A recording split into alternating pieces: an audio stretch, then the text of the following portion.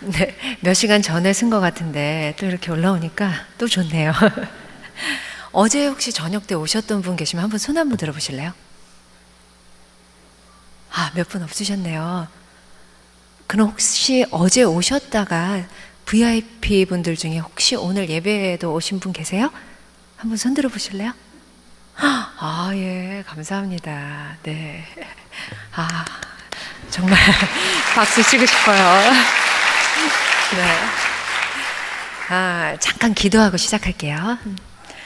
아, 사랑해 주님 감사합니다. 아버지, 어제 임마누엘 장로교회에서 너무나 큰 잔치가 벌어졌어요. 아버지 얼마나 기쁘셨어요. 아버지 바라보시던 그 영혼들 중에 정말 하나님을 알게 되고 하나님을 의식하고 하나님께 가고자 하는 분들이 생겼습니다. 아버지 감사합니다. 아버지 임마누엘 장로교회를 축복합니다. 언제나 정말 임마누엘 하나님 함께 하시는 그 교회 되게 해주시고 이 교회를 통해서 정말 잃어버린 영혼이 구원되는 그런 교회가 될 수 있도록 함께 해주세요. 아버지 부족한 종 이 자리에 세웠습니다. 아버지 이곳에 오신 분들 한 분 한 분 저는 알 수 없습니다. 하지만 아버지 너무나 잘 아시죠. 그분들의 속속들이 깊은 사정 잘 아시죠. 아버지 부족한 종 세우셨으니 저의 세포 하나하나 생각, 입술 모든 것을 하나님 쓰시고 도구로 쓰셔서 아버지께서 전하고 싶은 말씀 통로될 수 있도록 주님 저를 써주시길 바랍니다. 아버지 홀로 영광 받으세요. 예수님 이름으로 기도합니다. 아멘. 네, 감사합니다. 제가 어제 오셨을 분들을 생각해서 조금은 좀 다르게 준비를 했거든요.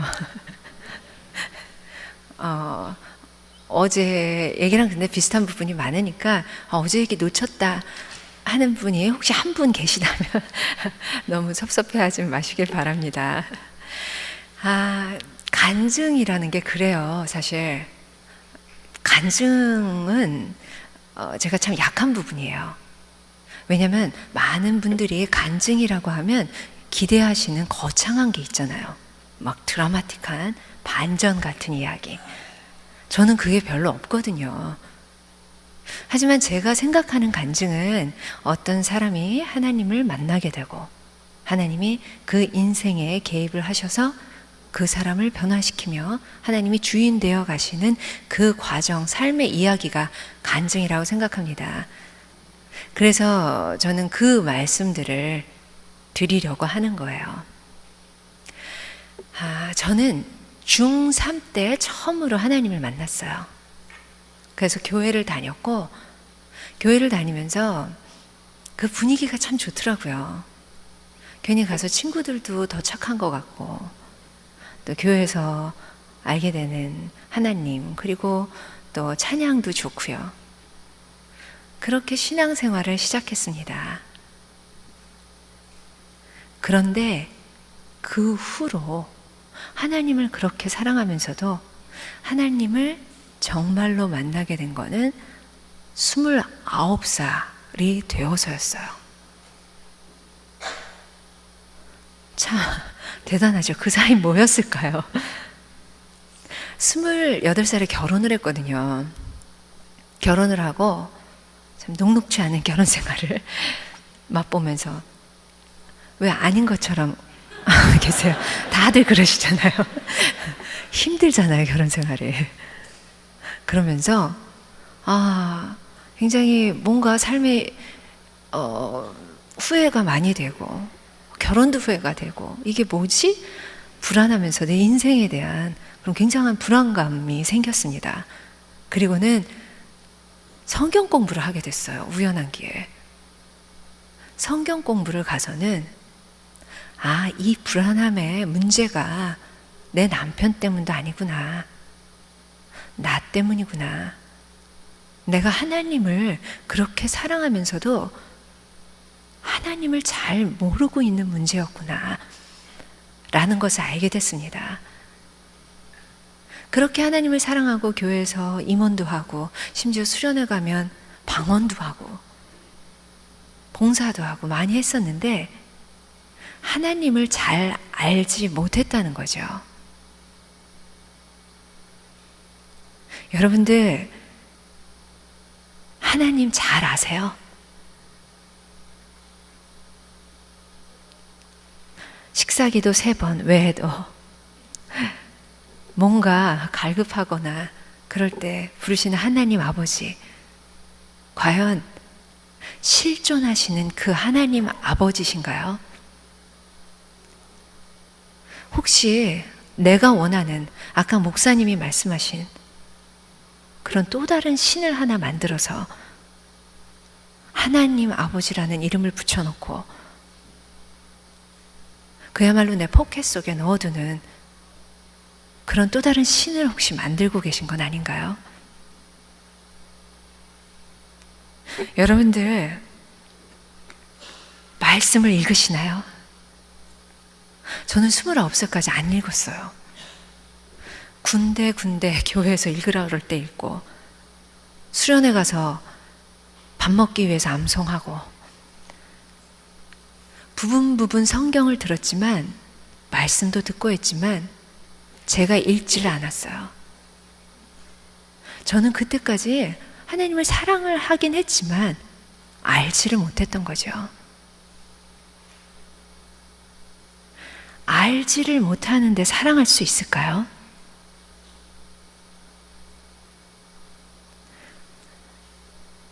제가 직업이 연예인이니까 주위에 연예인들이 많잖아요. 사랑을 참 많이 받아요. 팬들이 많죠. 그 팬들이 그 연예인 한 분 한 분을 정말 아는 걸까요?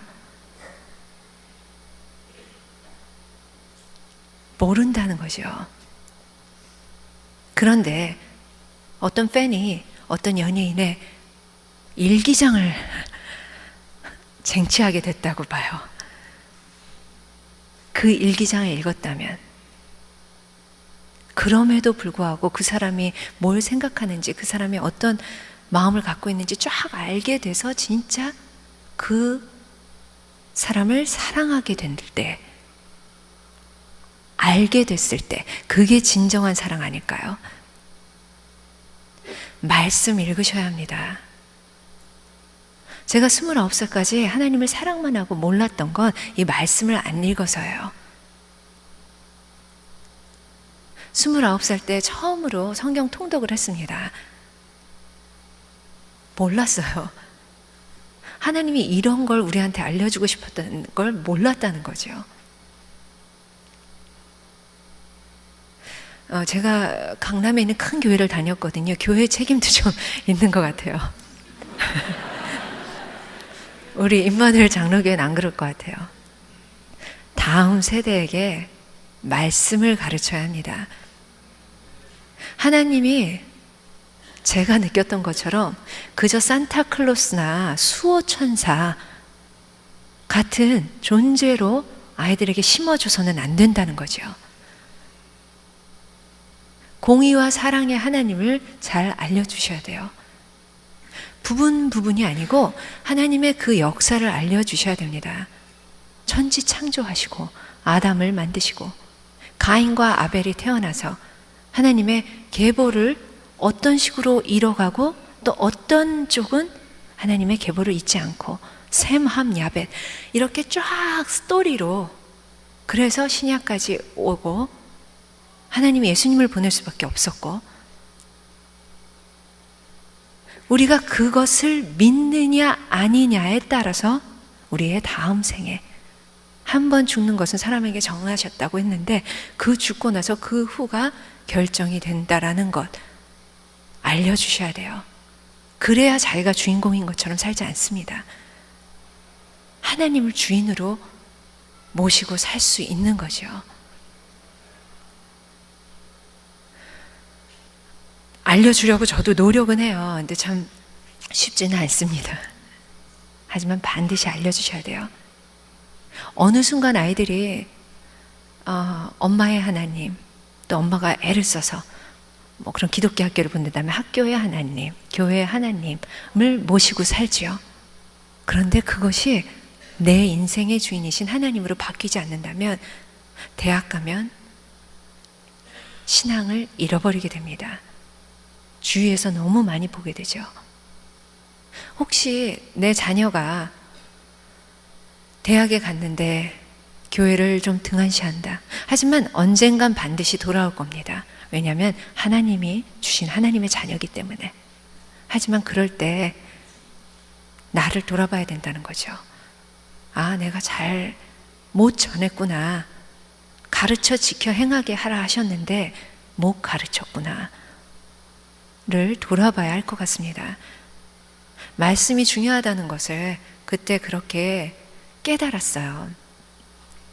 이런 크고 작은 깨달음이 저의 간증이거든요. 제가 하나님을 그래서 그렇게 나의 주인으로 모시면서 다른 사람들은 하나님의 음성을 듣는다는데 난 왜 한 번도 안 들리지? 하나님의 음성은 어떨까? 궁금해 여기고 있었어요. 그런데 내가 문제인 걸 알면서도 그렇다고 확 바뀌지 않잖아요. 우리는 죽을 때까지 계속 넘어졌다 일어났다 넘어졌다 일어났다 할 존재니까요. 그러면서도 남편에 대해서 굉장히 안 풀리는 그런 마음들이 있었어요. 저는 중학교 때 믿었지만 우리 남편은 모태신앙이거든요. 아니 무슨 저렇게 모태신앙이 아니라 못된 신앙이지. 막 제 특기가 비판하고 판단하고 정죄하는 거거든요. 남편을 막 비판했죠. 판단하고 정죄하고요. 아니 중학교 때 믿은 내가 이렇게 바뀌고 있는데 저 사람 뭐 하는 거야. 그런 못된 마음을 갖고 있었어요. 어느 날 선배 언니를 만나서 우연찮게 얘기를 하고 있는데 전혀 그것과 관계된 대화가 아니었어요. 근데 갑자기 하나님의 음성이 저한테 임했습니다. 처음 듣는 음성이에요. 물론 목소리로 딱 말씀하신 건 아니에요. 하지만 내 생각이 아니었어요. 이거 하나님의 음성이네. 깨달았습니다. 감격적이었어요. 첫 음성이 뭐였는지 아세요? 너나 잘해였어요. 그렇게 애타게 기다리던 하나님의 음성인데 첫 음성이 너나 잘해였습니다.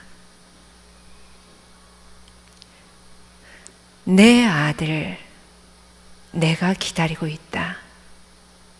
네가 왜 비판하고 판단하고 정죄하느냐.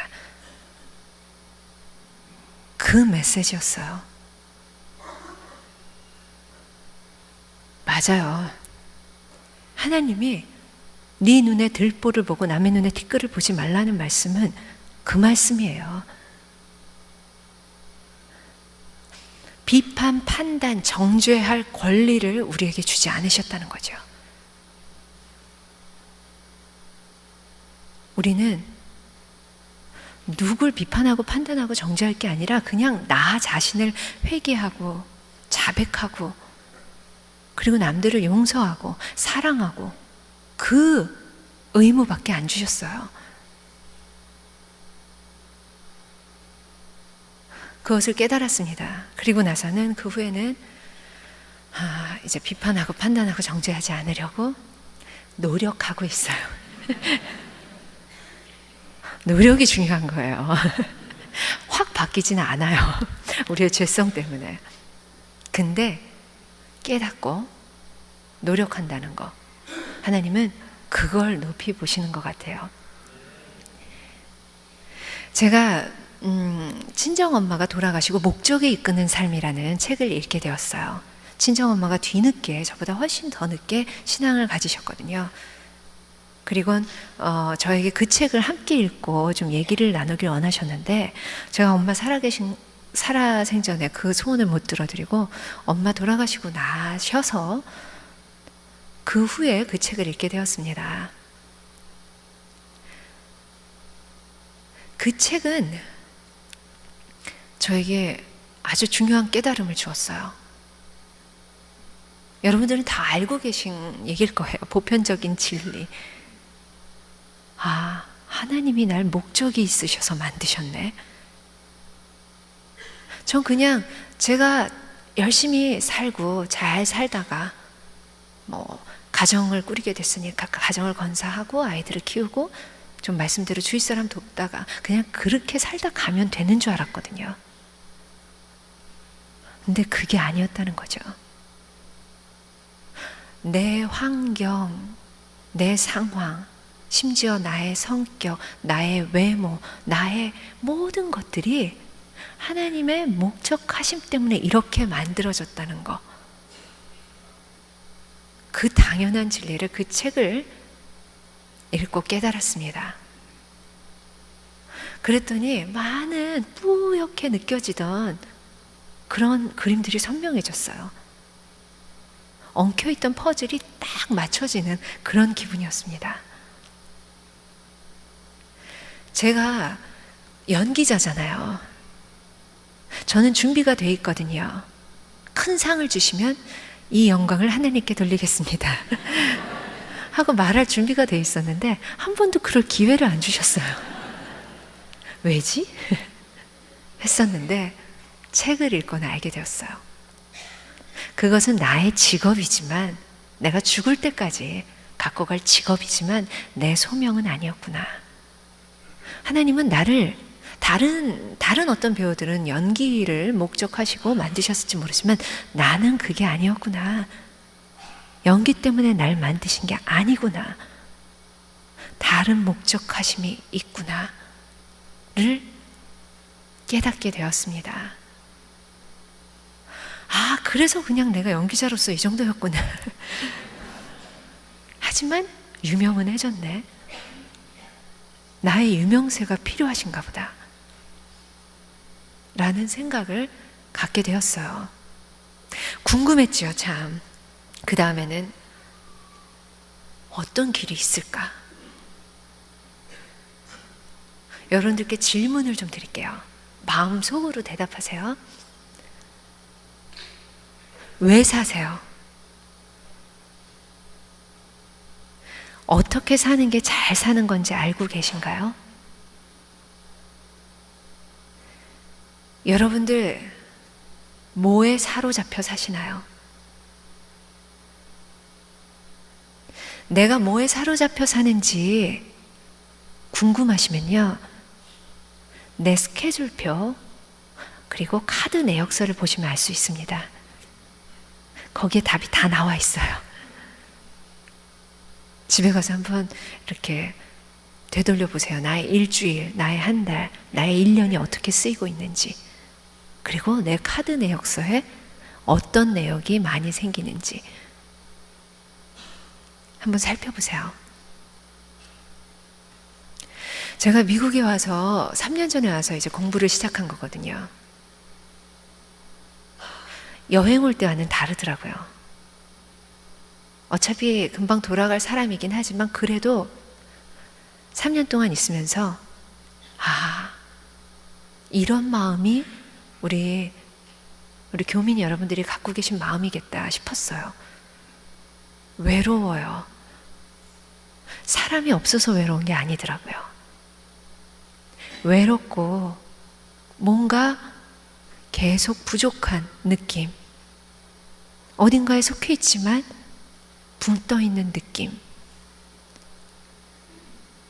너무 힘들게 외롭게 막 살고 있는데 가족을 책임지기 위해,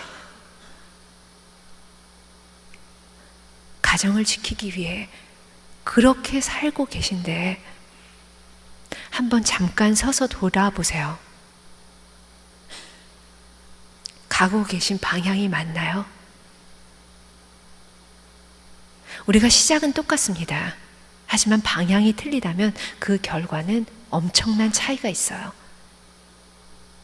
잠깐 멈춰서 돌아보세요. 내가 가야 할 길이 맞나요? 그 방향이 맞나요? 외롭고 힘들고 열심히 달려갔는데 잘못된 방향이었다면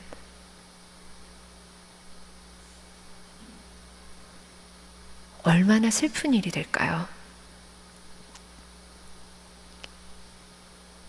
인생에 두 가지 길이 있다고 해요. 어떤 분들은 좁은 길, 넓은 길, 또 어떤 분은 오르막길, 내리막길. 다 맞죠? 저는 또 한 가지 더 보태고 싶습니다. 가고 싶은 길, 가야 하는 길이 있다고요. 목적이 이끄는 삶을 잊고 나서는 내가 이제까지 내가 가고 싶은 연기라는 길을 열심히 걸어왔구나. 내가 가고 싶은 길로, 내가 가고 싶은 방향대로 그렇게 살아왔구나. 이제는 가야 하는 길을 선택하고 싶다 라는 생각을 하게 되었습니다. 그리고 과연 내가 가야 하는 길이 무엇일까 의문을 갖게 되었죠.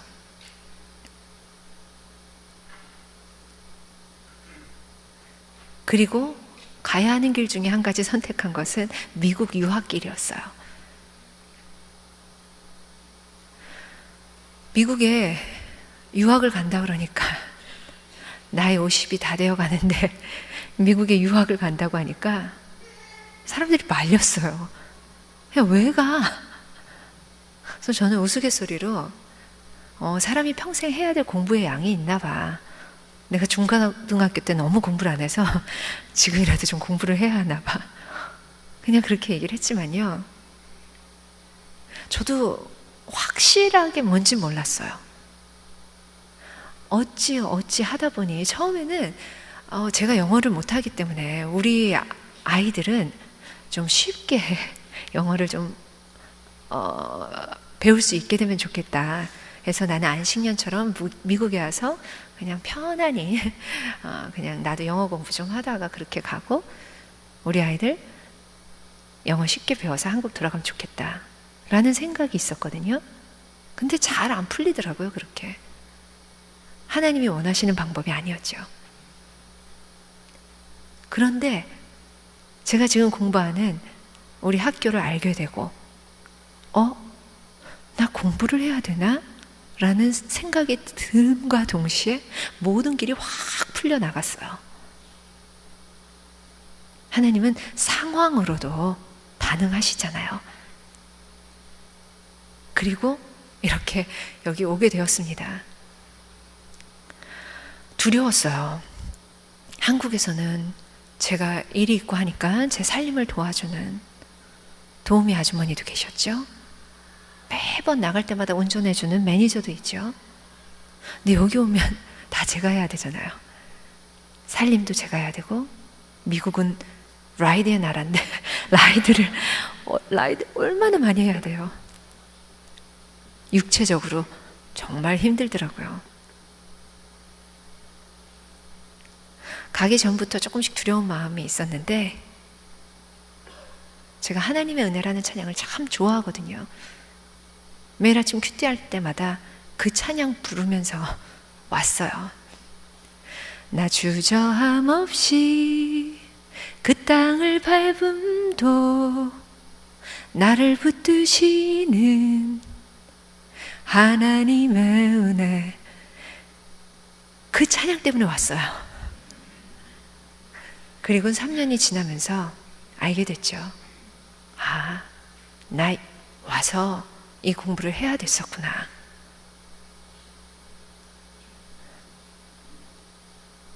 이제 올 때도 은혜로 왔으니 갈 때도 은혜로 갑니다. 있다 보니까 여긴 미세먼지도 없고 전쟁의 위협도 없고 물론 지진과 산불의 위험은 있지만 환경은 한국보다 참 좋아요. 여기 좀 더 있고 싶다라는 마음이 들기도 해요. 하지만 준비가 돼 있어요. 이번 학기부터는 가라실 때 아무 때나 갑니다. 올 때도 은혜, 갈 때도 은혜겠지요.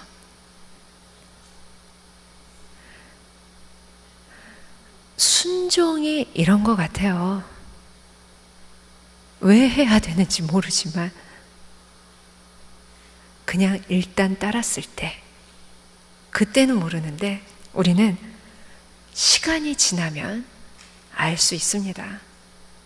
아, 이래서 그랬었구나. 그래서 그때 그랬었구나. 를 알 수가 있는 거죠.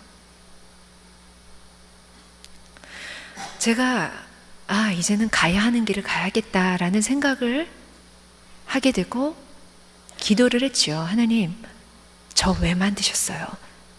목적이 무엇인가요? 그냥 깨닫고 구할 뿐이었는데, 궁금해할 뿐이었는데, 하나님은 미리 태초부터 저를 위해 준비해 놓으셨겠죠. 우선 컴패션이라는 단체를 알게 됐습니다. 우리나라를 비롯한 선진국 12개 국가가 제3세계 국가 24개 국가에 있는 아주 어려운 형편에 있는 아이들을 1대1로 결연을 해서 후원을 하게끔 하는 그 중간 역할을 하는 단체예요. 컴패션이라는 단체는요. 컴패션은 우리나라 1952년 전쟁 직후 굶어 죽고 얼어 죽는 그 아이들을 보고 마음을 가진 스완슨이라는 미국의 목사님이 만든 단체입니다. 그리고 나서 50년이 넘게 우리나라 전쟁 고아들을 도왔지요. 더 이상은 우리나라 아이들을 도울 필요가 없었어요. 그래서 그만두고 이제 다른 나라 아이들을 돕는 일을 하고 있는데, 우리나라가 그렇게 도움을 받던 그런 수혜국에서 도움을 받고 자라난 많은 분들이, 목사님도 되시고 뭐 간호사도 되시고 뭐 여러분들이 우리가 이렇게 받고 끝낼 수는 없다, 우리도 이제 돌려주겠다 해서 수혜국에서 후원국으로 탈바꿈한 단체가 컴패션입니다. 역사적인 일이에요. 제가 컴패션 비전 트립을 여러 나라를 가면 항상 코리아를 얘기해요. 자기들도 한국처럼 되고 싶다고. 지금은 도움을 받고 있지만 도움을 주는 나라가 되게 되기를 기도한다고. 그런 단체입니다. 컴패션은 제가 하나님과 더 가까이 되고 하나님의 마음을 알게 되는데 저를 많이 도와준 그런 단체예요. 근데 저뿐만이 아니에요. 저희 남편이, 그 모태신앙을 갖고 있던 남편이 하나님을 알고, 저희 남편도 하나님을 사랑하지만 뭔가 아직 자신의 인생의 주인이라는 그런 느낌은 없었나 봐요. 근데 그걸 원하고 살고는 있었어요. 그래서 정말 하나님을 알고 싶어서, 예수님을 알고 싶어서 지저스 지저스라는 뮤지컬을 돈도 안 받고 예수님 역할을 하면서, 이렇게 되면 내가 진짜 찾을 수 있을까 해서 그런 뮤지컬도 하고, 미국에도 많이 왔었어요. 초대받아서 오고, 또 연예인이 한다고 퍼스트 클래스 태워주면서 그렇게 큰 홀에서 박수 받으면서 화려하게 공연을 했습니다. 그런데도 하나님을 잘 못 만나겠더래요. 모르겠더래요. 제가 컴패션을 먼저 하게 되고 우리 남편이 함께 하기를 참 원했거든요. 근데 말을 안 듣더라고요. 근데 제가 컴패션 활동하고 1년 후쯤에 제가 이제 매년 비전 트립을 가야겠다, 초창기에 그렇게 생각을 했었거든요. 근데 컴패션을 하고 1년 후에 비전 트립을 가야 되는데 너무 바빠진 거예요. 평생 해본 적도 없는 영화를 찍게 되고 너무너무 바쁜데, 비전 트립을 또 가려면 아이들을 두고 가정을 또 두고 며칠 또 가야 되잖아요. 우리 남편이 이제 그게 싫었던 거죠. 그래서 제가 잘 됐다 해서 내 대신 자기가 가라. 자기가 가서 사진 좀 찍어주고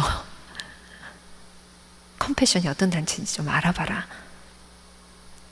제가 1년마다 가겠다고 얘기는 했었고 굉장히 제가 그걸 중요하게 생각하는 건 알기 때문에 내 대신 내가 못 가니까 내가 아이들하고 있을 테니 가라는 말을 거절을 못 하겠었나 봐요. 정말 울며 겨자 먹기 식으로 너무너무 가기 싫은 걸 억지로 가더라고요. 우리 남편이 저와 다르게 낯을 많이 가려요. 새로운 사람들하고 이렇게 잘 적응하는 거 좋아하지 않거든요. 잘하지 못하는데 태어나서 처음 보는 사람들하고 그렇게 동인도로 비전 출입을 가야 되는 거예요. 그래도 사진도 찍어주러 연예인이 간다고 하니까 컴패션에서 다른 분들 목사님이랑은 다 이코노미를 타면서 남편은 비즈니스를 태워준 거예요. 근데 우리 남편은 자기 마일리지 써서 비즈니스 바로 뒤에 그분들이 앉아있다는 게 부담돼서 퍼스트 클래스로 옮겼어요. 그렇게 비전 트립을 갔습니다. 내가 최대한 저분들과 덜 마주치리라. 동인도 남편이 목 디스크가 있는데 이렇게 딱 90도 절대 안 꺾이는 의자를 타고 달달달달 거리면서 동인도 오지에 컴패션 프로젝트에 속한 아이들을 만나러 가는 거예요. 벌레도 많죠. 우리 남편이 벌레 이런 거 싫어하거든요. 같이 갔던 한 집사님이 막 기도하셨대요. 저 벌레가 다 나한테 오게 해주세요, 하나님. 제가 좀 이렇게 미리 살짝 얘기를 해뒀었거든요. 그런데 이제 프로젝트에 도착하고 우리 남편도 저처럼 아이들은 좋아해요. 그래서 이왕 왔으니까 저 아이들하고 놀다 나가야겠다. 그리고 목사님이 아이들을 만나면 딴 거 없이 손을 잡고 얘기해 주라고. 하나님이 얼마나 널 사랑하는지, 네가 얼마나 특별한 존재인지, 이렇게 잘하고 있지만 하나님은 너에 대해서 특별한 계획을 갖고 있다. 이 얘기를 해주라는 말씀을 하셨대요. 그래서 그냥 그런 얘기나 해주자. 아이들이 막 달려오는데 동인도 아이들 얼마나 이뻐요. 그 중에 한 명 아이를 딱 손을 잡았대요. 그리고 나서 그 얘기를 해주려고 그러는데 그 잡은 손을 통해, 그 아이의 눈을 통해 하나님이 말씀을 해주셨습니다. 임보여야, 너 얼마나 그동안 외로웠니? 얼마나 힘들었니? 나를 만나러 이곳에 오기까지 40년이 걸렸구나. 내가 너를 사랑한다. 내가 너와 함께 있다. 그 아이에게 해주려고 했던 그 말들이 그 아이의 눈을 통해서 하나님이 부어주신 거예요. 그렇게 찾고 싶어서 화려하게 퍼스트 클래스 다니고 박수 받으면서 십자가 실제로 못 박히면서 예수님 흉내를 냈었는데 그때는 찾을 수 없던 그 하나님이 단지 그곳에 그 어린아이 한 명을 도와주고자 그것도 억지로 순종해서 갔는데 그곳에서 하나님이 만나 주셨습니다. 그리고는 바뀌었죠. 자신의 비즈니스 클래스 그 자리도 제일 나이 많은 분께 양보를 하고 이코노미를 타고 오고 여권을 받대요. 봤더니 너무 화려하게 촬영 다니고 여행 다닌 그런 좋은 곳들에 외국에만 도장이 쫙 찍혀 있더래요. 내가 이제는 그런 하나님이 마음을 갖고 계신 그 어린이들을 위해 찾아가기 위해 이 여권에 도장들이 찍히게 해야겠다 라고 그때 결심을 하고 여권이 지금 2번째 바뀌었는데 정말 그렇게 도장이 바뀌어졌어요. 물론 촬영도 있었지만 우리는 컴패션을 통해서 이렇게 자라났어요. 제가 컴패션 하면서 느낀 것은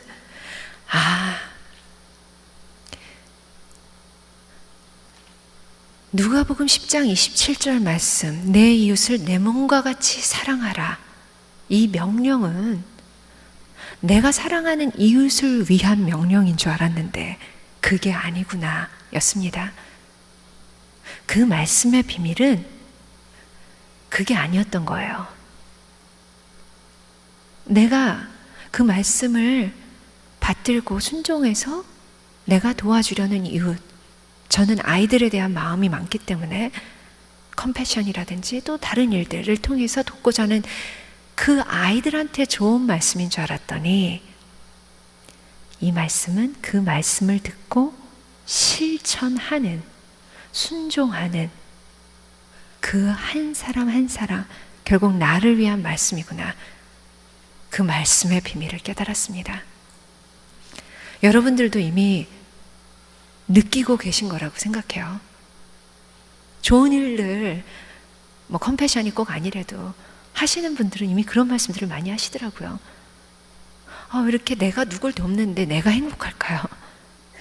내가 충만해질까요? 내가 감사할까요? 그런 말씀들 많이 하시더라고요. 그 말씀에 비밀이 있었기 때문입니다. 저는 어릴 때부터 입양에 대한 생각을 많이 갖고 있었어요. 제 생각인 줄 알았지요. 이제는 알 수 있어요. 하나님의 목적하심 때문에 하나님이 나에게 주신 내 달란트구나. 내 달란트는 연기가 아니었어요.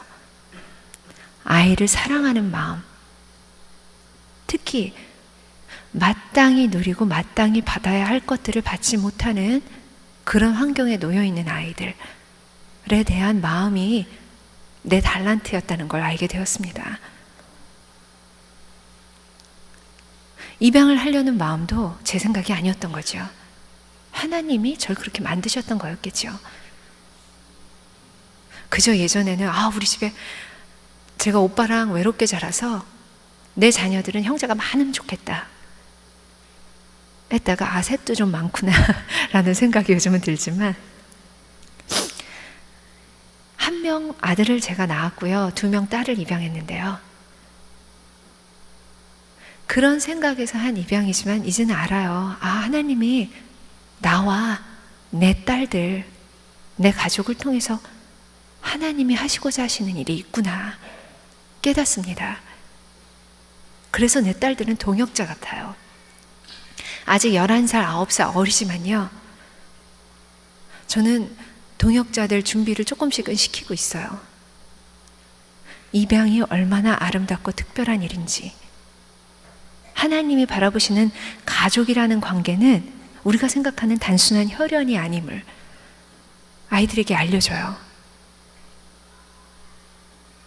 입양은 흔히 버려진 아이들이 가정을 찾는 걸 입양이라고 하잖아요. 의식부터가 바뀌어야 됩니다. 버려진 아이들이 아니에요. 그 아이를 낳아준 생모가 아이를 키울 수 없음에도 불구하고 끝까지 지켜낸 아이들입니다. 얘기를 해줘요. 우리 예은아, 예진아, 니네 낳아준 엄마는 너희를 키울 수 없음에도 불구하고 많은 어려운 일이 있었을 텐데 끝까지 너희를 지켜서 태어나게 했고, 그래서 엄마 품에 오게 했어. 엄마는 얼마나 감사한지 몰라. 아이들이 그냥 입양은 한 가족의 형태로 받아들여요. 얼마나 감사한 일인지요. 그 이상도 그 이하도 없어요. 그리고 다른 입양이 안 된 아이들이 많다는 걸 제가 보육원에 다녔던 얘기 해주고 이러면서 들으면서 울어요. 너무 마음 아파해요.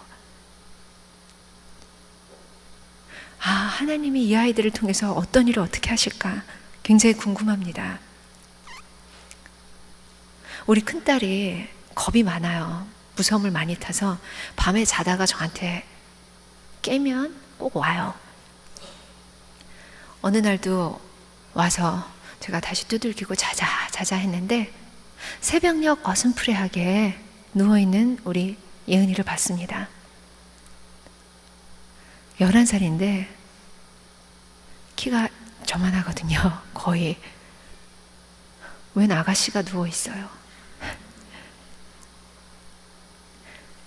예뻐서 한참을 바라보는데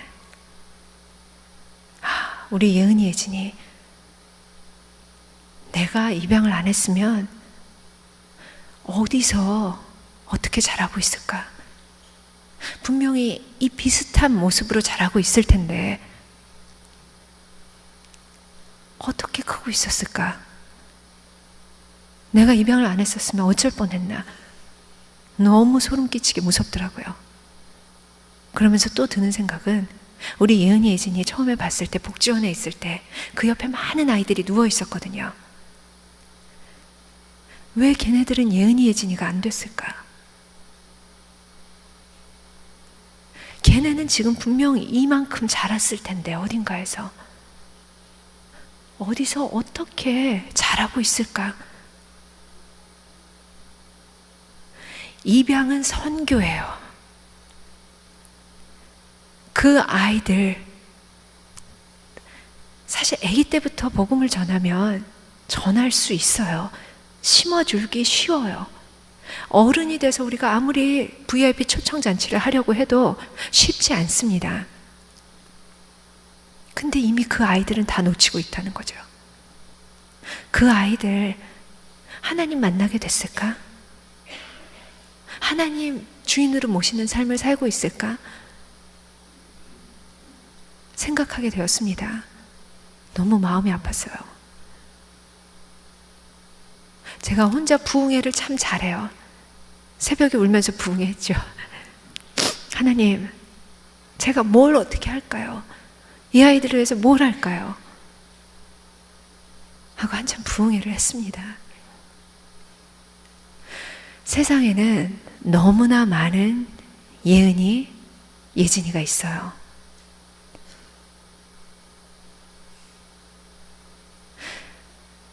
저희가 미국에 오면서 제가 입양을 하니까 주위에 많은 분들이 입양에 대해서 관심을 보이시더라고요. 근데 그렇게 많은 분들이 관심을 보였는데 제 주위 사람들 중에 입양을 한 가정은 2가정밖에 없었어요. 자신의 자녀가 없는 가정들이었어요. 입양을 이렇게 원하고 관심을 갖는데 왜 입양을 못할까? 그도 그럴만하죠. 혈연 중심의 유교 국가였죠. 우리는 내가 원한다고 되는 게 아니라 내 부모님, 가족 다 동의하에 이루어져야 되는 일입니다. 그래, 힘들 수 있지. 그럼 어떡하지? 이 아이들은 분명히 늘어나고 있는데 어떻게 해야 되나 하면서 제가 기도 노트가 있는데 그 기도 노트에 장기 위탁제라고 쓰고 왔어요. 미국에 와서 3년 동안 이 일은 내 생각이 아니구나. 내가 원하는 일이 아니구나.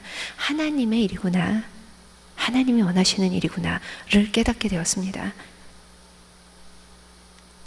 한국으로 돌아가면 그래서 그런 아이들을 위해서 하나님이 시키시는 일이 있다면 그 일을 하고 싶어요. 아이들은 가정에서 자라야 합니다.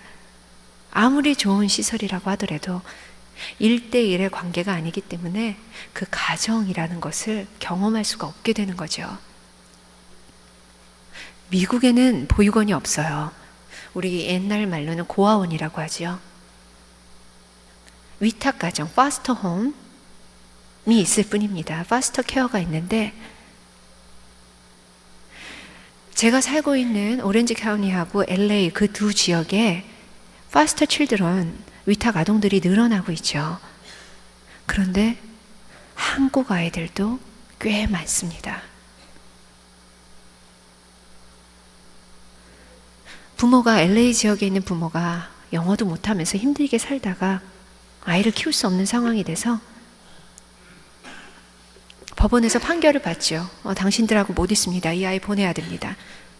그리고 아이들은 위탁 가정으로 보내지는데 한국 위탁 아동들은 늘어나는데 한국 위탁 가정은 한 가정도 없어요. 부모가 영어를 못하기 때문에 미취학 아동들은 영어도 못하죠. 그런 조그만 아이들이 아프리칸 아메리칸 피부색도 다르고 문화도 다르고 식성도 다르고 말도 안 통하는, 그리고 그 2 지역에는 위탁 아동들을 키우면 이제 나라에서 지원금이 나옵니다. 그것 때문에 사업처럼 하는 그런 위탁 가정들도 꽤 많다고 해요. 그런 가정에 넘겨져서 상상하실 수 있으세요? 혹시 어린 아이나 어린 손주가 있으신 분, 내가 갑자기 이 아이를 아무도 돌볼 수 없게 되어서 그 아이가 그런 가정에 간다는 걸 상상하실 수 있으신가요? 그곳에서 그렇게 위탁가정을 전전긍긍하다 자라서 통계가 감옥에 가거나 홈리스가 되거나 약물 중독이 되거나 다 그렇게 자라난대요. 그래서 한인가정상담소라는 곳에서 둥지찾기를 만들고 최소한 우리나라 아동들은 우리나라 가정에 위탁을 합시다 라는 캠페인을 벌이고 있더라고요. 제가 마침 그 일에 관심 가질 때 어떻게 연결이 돼서 사실 그래서 간증하기 하러 다니기 시작했어요. 연예인이 오니까 이 교회 저 교회에서 간증해달라고 불러주시는데 말씀드린 대로 간증거리가 없다 그랬잖아요. 할 말이 없었어요. 그래서 1년 동안 네 나중에요 하다가 1년 후에 그런 위탁 일을 알게 해주시고 이 일을 모르는 분들이 참 많으시다. 의외로 이 일을 알려야겠다. 하나님이 할 말씀을 주셨으니까 이젠 다녀야겠다 해서 간증을 다니기 시작했습니다. 주위를 돌아봐 주세요. 예은이, 예진이가 될 수 있는 아이들이 너무나 많습니다. 하나님이 바라보시는 아이들입니다. 저는 물론 아이들에 대해서 마음이 있지만 다른 분들은 다르실 수 있죠. 어떤 분들은 홈리스에 대해서, 어떤 분들은 장애우에 대해서, 어떤 분들은 감옥에 있는 분들, 어떤 분들은 어르신들 위해서 여러 부분에 하나님이 안타깝게 바라보시는 정말 선한 사마리아인의 비유에 나오는 강도 만난 자처럼 혼자 힘으로는 절대 살아갈 수 없는 그런 사람들이 많습니다. 그런 사람들을 바라보며 살아가는 길이 바로 가야 하는 길입니다. 하나님이 구약에 그 많은 명령을 주시다가 신약에는 2가지 딱 주시죠. 목숨과 마음과 뜻과 힘을 다해 주 너의 하나님을 사랑하라. 그리고 내 이웃을 내 몸과 같이 사랑하라. 이 2가지 명령을 지켜야 신앙이 성장이 되는 것 같더라고요.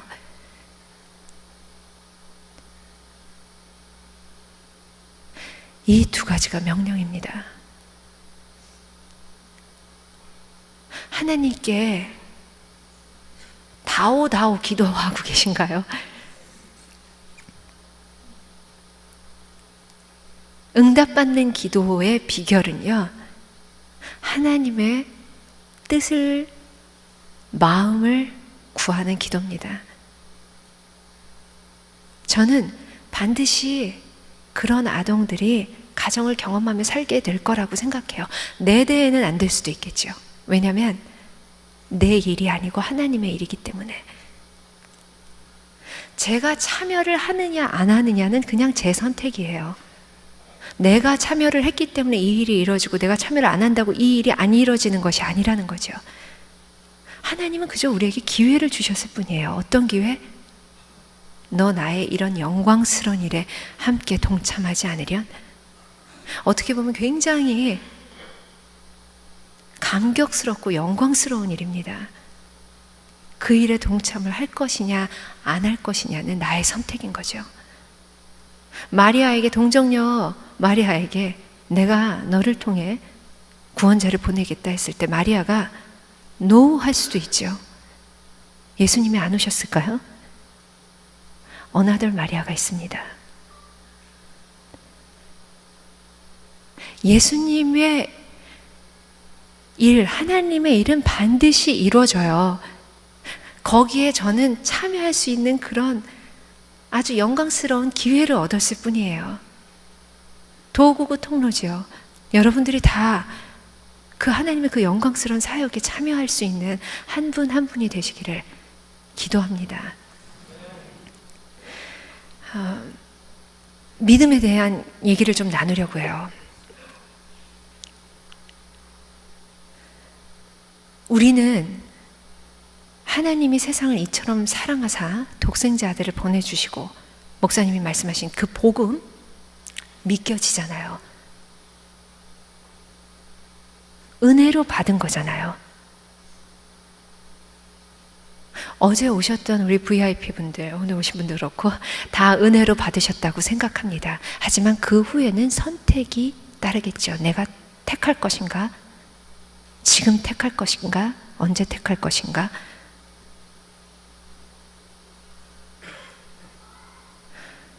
그건 우리가 은혜로 받았고요. 그게 믿겨진다는 게 얼마나 기적인지 몰라요. 안 믿는 분들에게 이게 믿겨지냐고 한번 물어보세요. 안 믿겨져요. 이게 믿겨졌다는 거 기적입니다. 하나님이 천지를 창조하시고 아담을 만드시고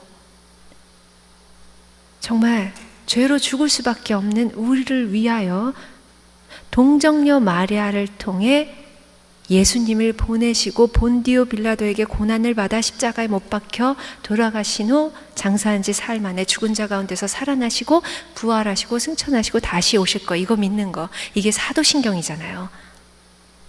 이 사도신경 그냥 암송하지 마세요. 하나 곱씹으세요.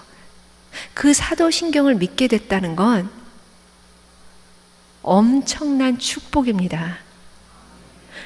아무 노력하지 않았는데, 우리가 전혀 자격이 없는데 하나님이 그저 주신 은혜라는 거지요. 사도신경은요, 하다 보면 눈물이 나야 돼요. 그 하나하나가 믿겨진다는 거에 정말 감격하셔야 됩니다. 그럼 그건 받은 은혜고, 저는 무엇을 믿느냐? 두 가지를 믿습니다. 내가 원하지 않고, 내가 계획하지 않고, 내가 받고 싶지 않은 그런 뭔가의 일이 생겼을 때, 왜지? 나를 돌아보죠. 내가 뭘 깨닫고, 내가 뭘 자백하고, 뭘 반성해야 될까? 그리고 그런 과정을 거친 후에, 이 일을 허락하셨다면 하나님이 나를 얼마나 사랑하시는데, 나보다 나를 더 잘하시고 그 누구보다 나를 가장 사랑하시는 하나님이 나에게 허락하신 일이라면 이유가 있겠지 하는 나에 대한 하나님의 사랑을 믿습니다. 그걸 믿으셔야 돼요. 그래야 평안이 임합니다. 그리고 그게 하나님이 주시는 축복이에요. 축복을 달라고 기도하시나요? 어떤 축복을 달라고 기도하시나요? 세상 사람들이 원하는 그 행복, 그 복을 달라고 하나님께 기도하시나요? 우리가 그럼 뭐가 다를까요? 아시잖아요. 하나님을 믿는다고 축복만 오는 것이 아닙니다. 고난이 반드시 있습니다. 오히려 더 고난이 올 수도 있겠지요. 고난을 오지 않게, 고난을 피할 수 있게 기도해서는 안 되는 거겠죠. 그 고난 속에서도 하나님의 평안을 찾을 수 있게 기도하셔야 됩니다.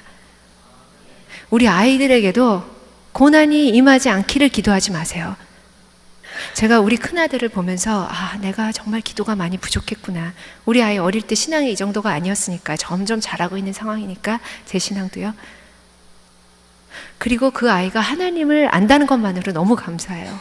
하지만 정말 자기 주인, 인생의 주인으로 하나님을 가장 사랑하는 아이로 그렇게 자라게 되기, 그 기도만 하거든요. 안타까워요. 이제 대학에 들어갔는데 자기가 경험해보지 못한 그런 많은 일들이 있죠. 제 눈에는 불보듯 빤하게 보이는 그런 길도 걸어가고 있습니다. 제가 그 기도를 해요. 하나님, 우리 아들에게 하나님, 그 자신에 대한 하나님의 사랑을 믿는 믿음을 주세요 하고 기도를 하죠. 그럴 때 하나님이 어느 날 그 믿음을 딱 주시기도 하시겠지만 그 믿음이 생길 상황을 먼저 주시기가 쉽다는 거죠. 그건 고난이 될 수도 있고 우리가 예측하지 못한 어떤 일이 될 수도 있겠죠. 제가 그냥 쉽게 정민아 매 맞지 말고 편하게 하나님의 자녀가 되려 그냥 그렇게 얘기는 하는데요. 그건 하나님과 우리 아들의 일입니다.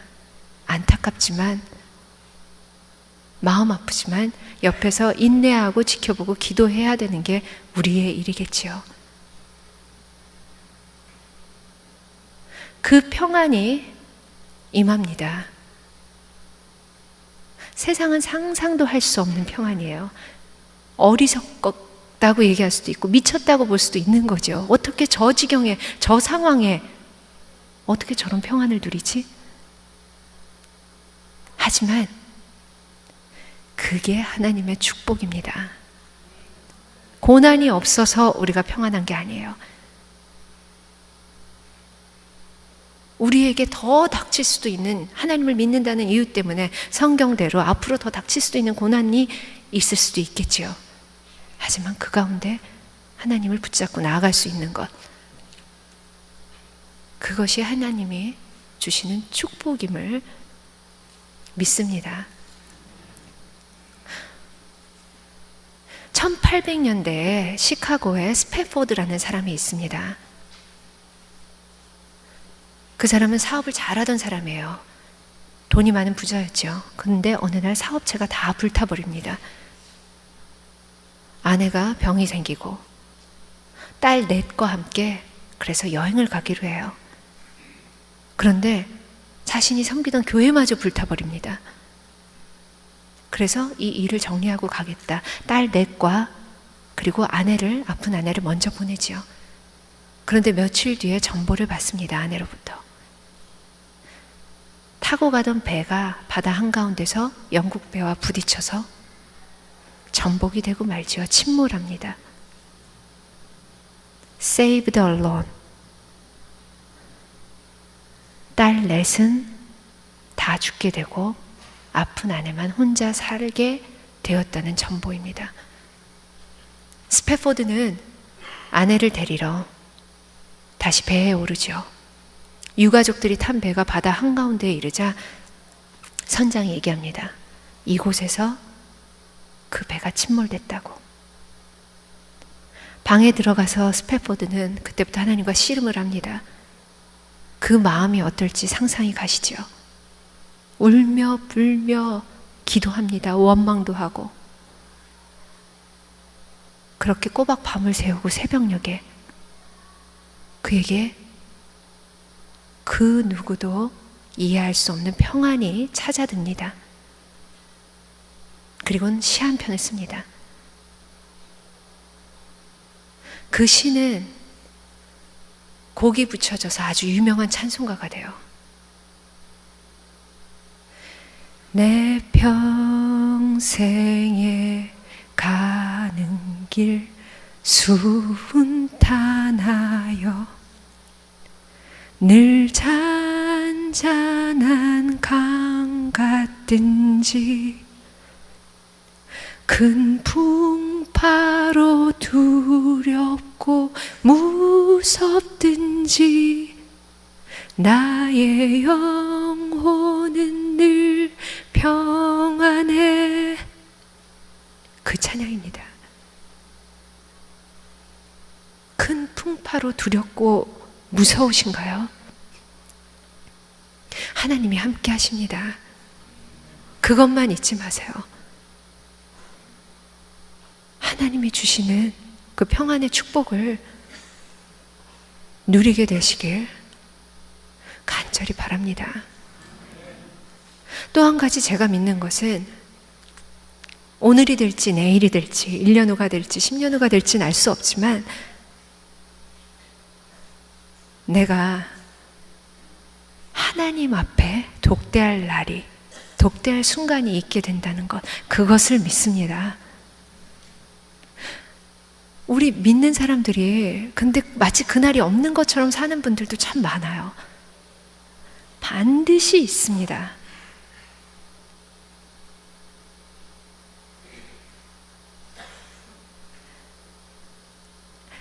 하나님 앞에 그렇게 갔을 때 우리가 그 영광 때문에 고개도 못 들겠지요. 하지만 어떤 마음을 갖고 가시겠어요? 하나님 너무 죄송해요. 그냥 부끄러워요. 하시겠어요? 아니면 하나님 저 이제 왔어요. 하나님이 하라는 일 하다가 이렇게 왔어요. 그 마음을 가지시겠어요?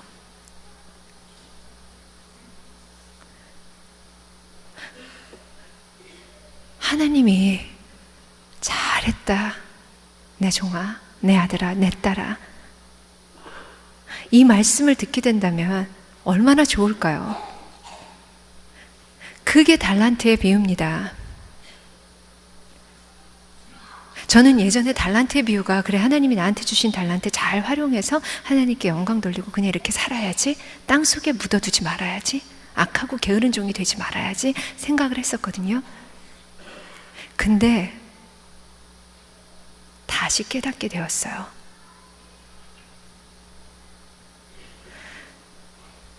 우리에게 주신 달란트 하나님이 다 주셨어요.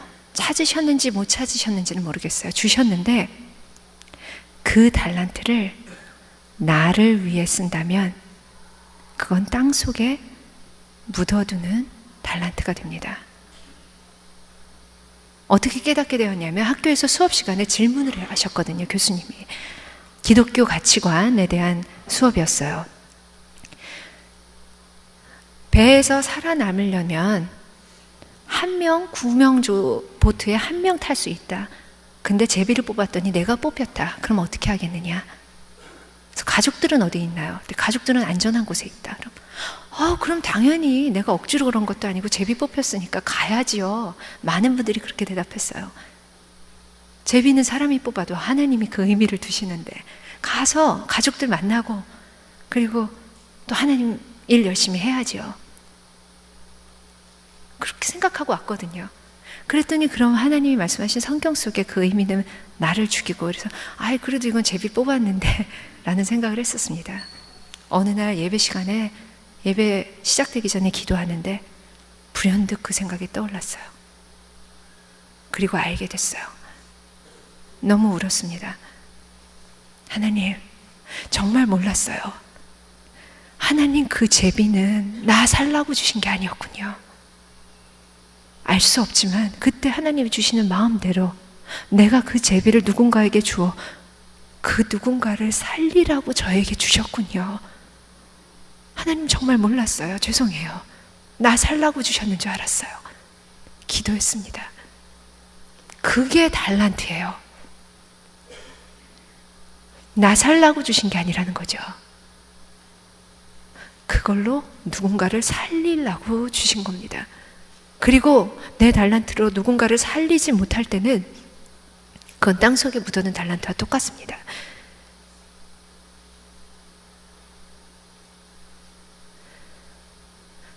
하나님이 달란트를 주셨습니다. 누군가를 살리셔야 돼요. 어떻게 살리실 거죠? 도와주실 건가요? 그 모든 것들이 결국은 하나님을 알리고 복음을 전하는 걸로 쓰셔야 되는 겁니다. 그렇게 살리셔야 되는 거예요. 내가 내 티켓을 다른 누군가에게 주었을 때 그 사람에게 기회가 더 생기고 그 사람이 복음을 받게 된다면 그게 제가 제 달란트를 제대로 썼다는 거겠죠. 달란트의 비유는 그렇습니다. 남편이 저에게 어느 날 얘기하더라고요. 자기는 하나님이 중국집 주인인 줄 알았대요. 하나님 짬뽕 주세요. 그럼 짬뽕 줘야 되고 오늘은 특별한 날이니 탕수육 주세요. 그럼 탕수육 갖다 줘야 되는 줄 알았대요.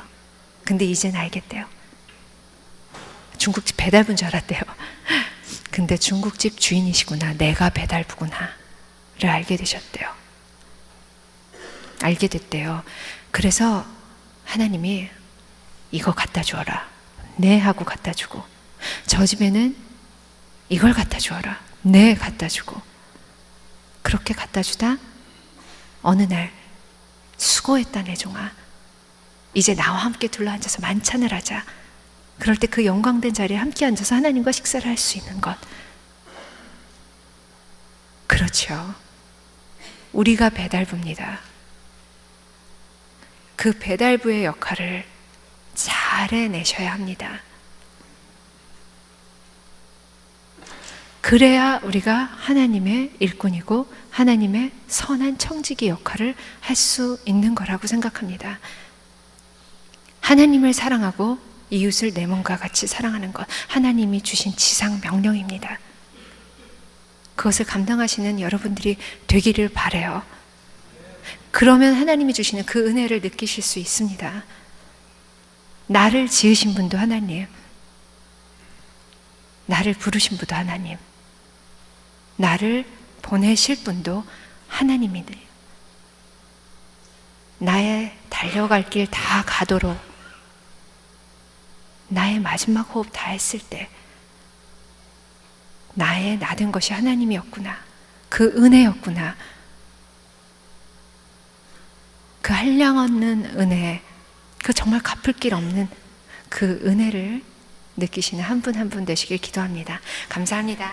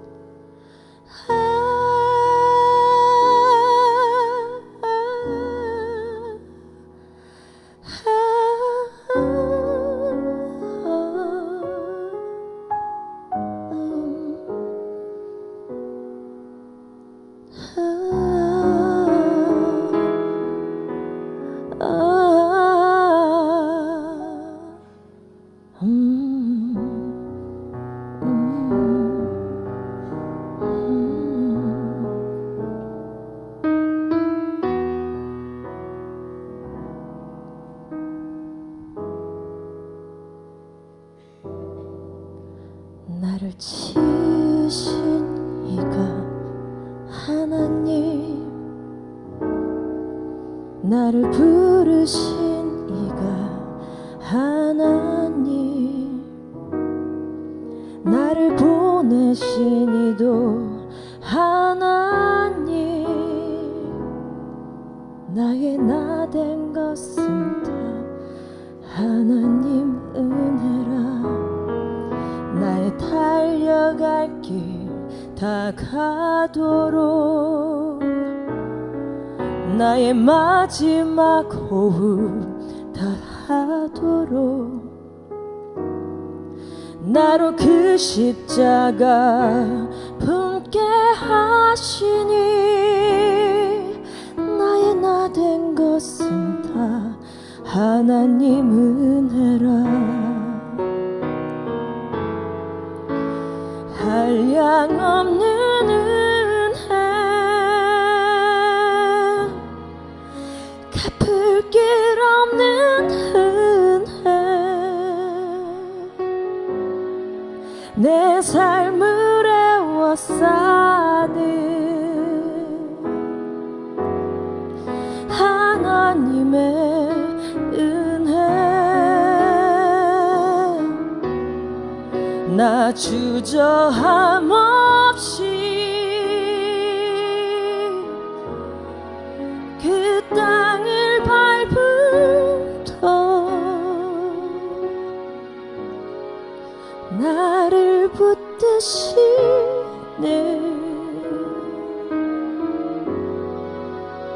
하나님의 은혜.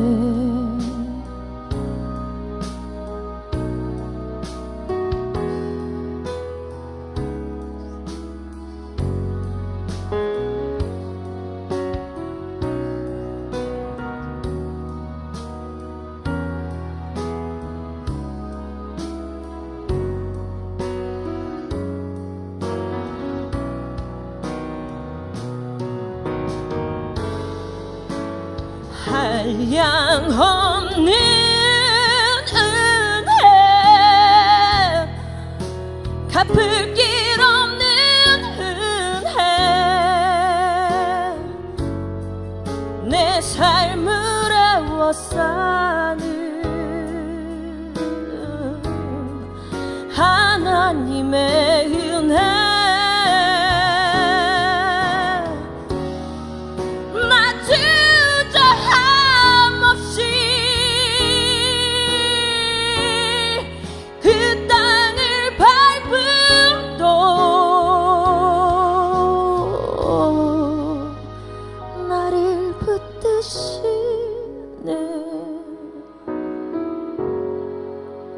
하나님의 은혜 나를 붙드시네 하나님의 은혜